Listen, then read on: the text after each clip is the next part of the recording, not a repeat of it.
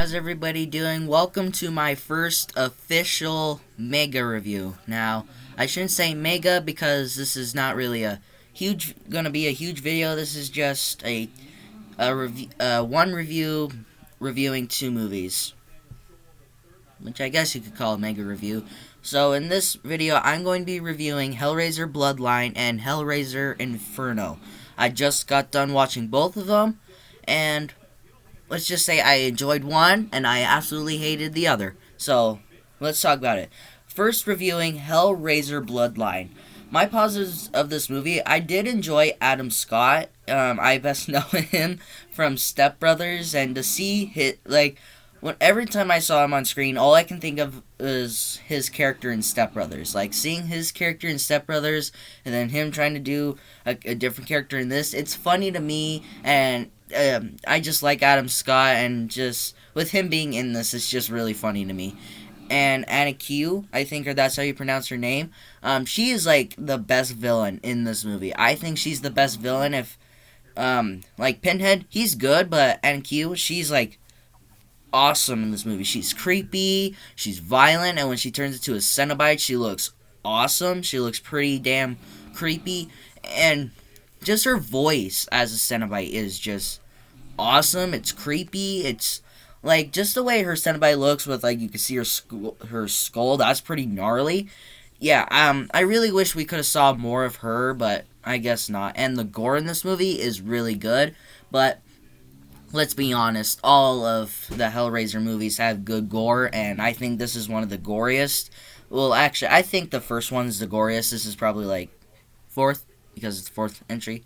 But yeah, and Pinhead, what he has in this movie, he does pretty good. And Doug Bradley, since he keeps reprising this role so many times, but until Hellraiser Revelations, I believe, he's pretty good in this. It's not his best performance out of the Pinhead so far, but he does pretty good.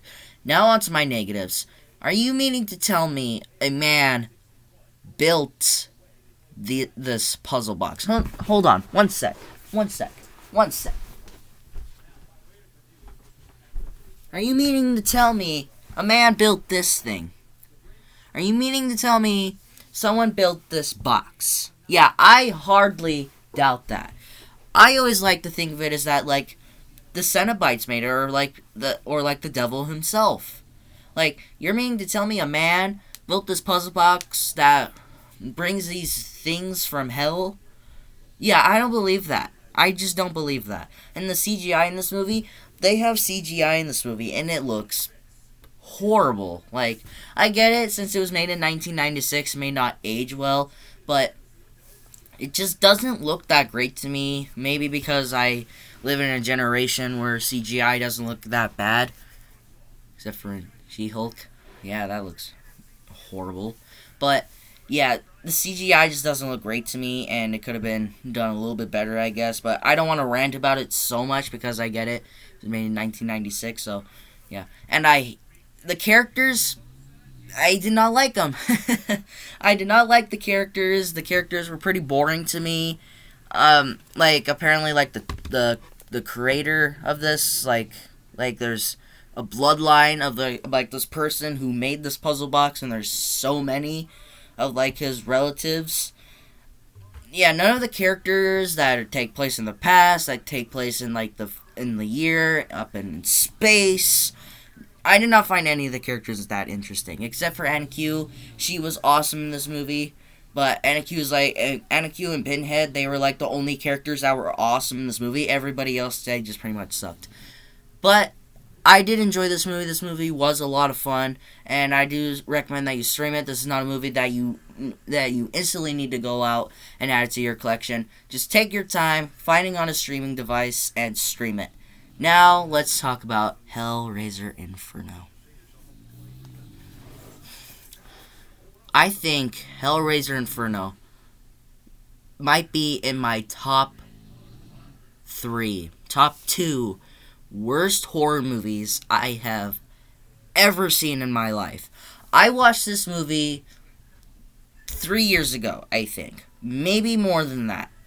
And I don't remember a thing. I did not remember a thing from this movie. I did not remember a plot. I did not read the plot. But all I remember is that Scott Derrickson, who made my favorite horror movie this year, The Black Phone, which I have the poster up here on my roof. Scott Derrickson has made my favorite horror movie this year. And when I found out that he directed this movie, when I found out earlier this year that he directed this movie, I thought this would easily be my favorite of the franchise, right? No. This movie is a pile of donkey shit. I hated this movie, and I only have a single positive. And that is the last 5 minutes that Pinhead has of this movie. When he gives this monologue to this character that we follow along in this movie, like, what exactly is going on? And then he's torturing him.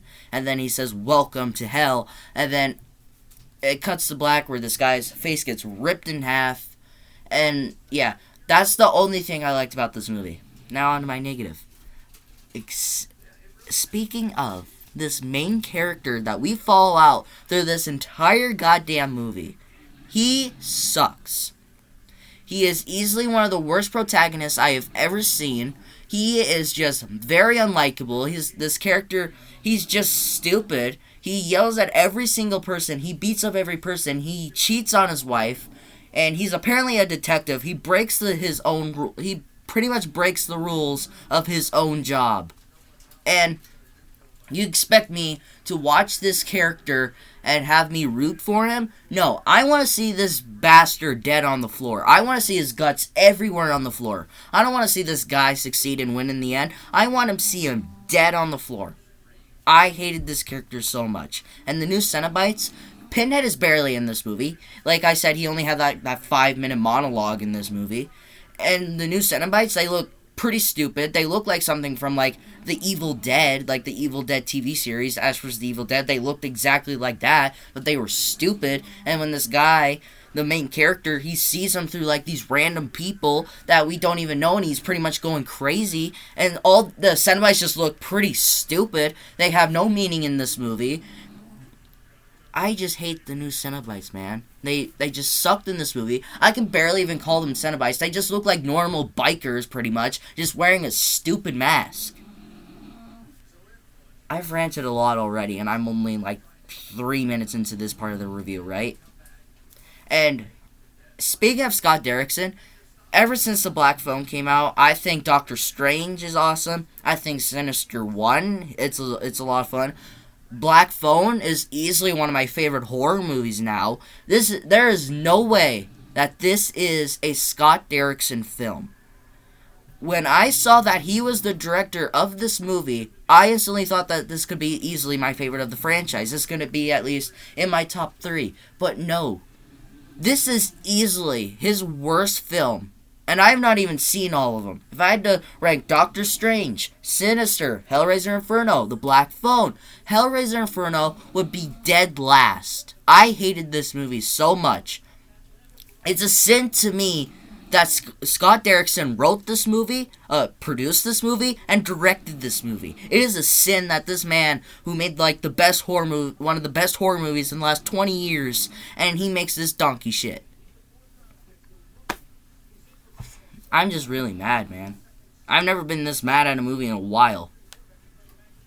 And speaking of the title Hellraiser Inferno, this barely feels like a Hellraiser movie until the last 5 minutes Pinhead is in this movie.